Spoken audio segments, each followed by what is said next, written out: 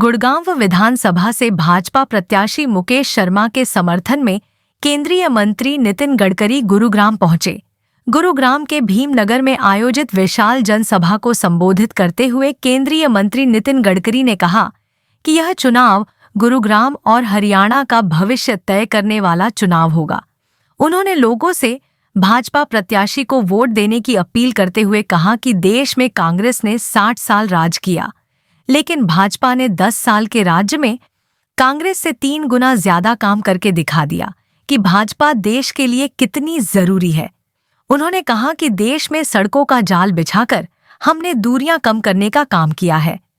पहले मुंबई जाने में 36 से 40 घंटे लगते थे। मुंबई एक्सप्रेस हाईवे बनाकर इस दूरी को 12 से 14 घंटे करने का काम भाजपा की सरकार ने किया। उन्होंने कहा कि अब जनता की बारी है भाजपा प्रत्याशी को जीताकर गुरुग्राम का और भी विकास करवाने की। अब लोगों को दिल्ली के जाम से निजात मिल गई है। दिल्ली जाने की अब लोगों को आवश्यकता ही नहीं पड़ती, क्योंकि सड़कों का ऐसा जाल बिछ गया है जो बाहर की बाहर ही लोगों को उनके गंतव्य तक पहुंचने के लिए पर्याप्त है। नितिन गडकरी ने कहा कि देश में सभी का समान विकास हो रहा है। उन्होंने कहा कि इस देश में सभी को एक समान गैस मिलनी चाहिए, एक समान रोजगार मिलना चाहिए। हम देश को समृद्ध बनाना चाहते हैं। देश के प्रधानमंत्री का एक ही नारा है, सबका साथ, सबका विकास और सबका विश्वास। इसी नारे को साकार करने के लिए अब गुरुग्राम के लोगों को भी कमर कसनी होगी और गुड़गांव विधानसभा में कमल खिलाना होगा। वहीं भाजपा प्रत्याशी मुकेश शर्मा ने केंद्रीय मंत्री के सामने गुरुग्राम में लगने वाले जाम की समस्या को रखते हुए एलिवेटेड रोड बनवाए जाने की मांग रखी। केंद्रीय मंत्री ने उन्हें आश्वासन दिया है कि वह इस पर जरूर ध्यान देंगे। वहीं जनसभा में उमड़ी भीड़ को देखकर विरोधियों की नींद उड़ गई है। मेरे सहयोगी आदरणीय राव इंद्रजीत सिंह जी, जिले के अध्यक्ष कमल यादव जी, हमारे लोकप्रिय प्रत्याशी मुकेश शर्मा जी,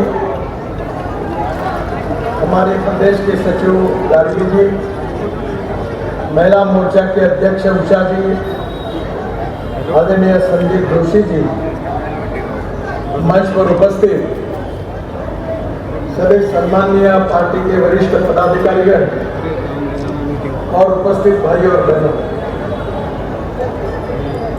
ये चुनाव जो होने वाला है, ये कांग्रेस पार्टी या भारतीय जनता पार्टी के तकदीर का फैसला करने वाला चुनाव नहीं है। ये चुनाव मुकेश शर्मा जी के तकदीर का फैसला करने वाला चुनाव नहीं है। ये चुनाव सही अर्थ में अगर होगा तो हरियाणा की जनता का और गुड़गांव की जनता के भविष्य का फैसला करने वाला चुनाव है। मैं इसलिए ये बात कर रहा हूं कि हमारे देश को स्वाधीनता मिलकर 75 साल पूरे हुए। 65 साल शासन चलाने का मौका कांग्रेस पार्टी को मिला। पर आप गुड़गांव में ही देखिए, हरियाणा में देखिए, बाकी डिपार्टमेंट का को छोड़ दीजिए, मेरे डिपार्टमेंट का देखिए, जो 65 साल में कांग्रेस ने काम नहीं किया, उससे 3 गुना ज्यादा काम हमने 10 साल में करके दिखाया।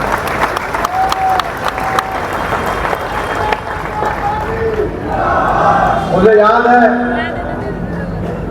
मैं क्षमा प्रार्थी हूं, क्योंकि दिल्ली से जयपुर हाईवे के कारण मुझे भी बहुत तकलीफ होती है।